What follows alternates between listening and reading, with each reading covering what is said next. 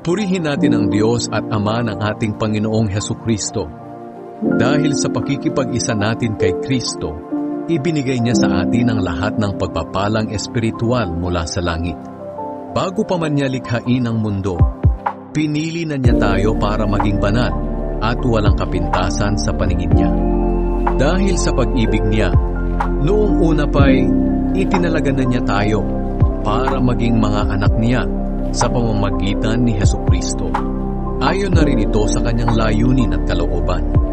Purihin natin ang Diyos dahil sa kamangha-mangha niyang biyaya na ibinigay sa atin sa pamamagitan ng kanyang minamahal na anak. Sa pamamagitan ng dugo ni Kristo, tinubos tayo, na ang ibig sabihin ay pinatawad ang mga kasalanan natin. Napakalaki ng biyayang ipinagkaloob sa atin ng Diyos.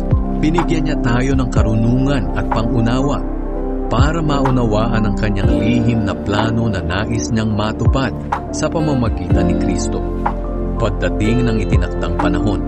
At ang plano niya ay pag-isahin ang lahat ng nasa langit at nasa lupa at ipasailalim sa kapangyarihan ni Kristo.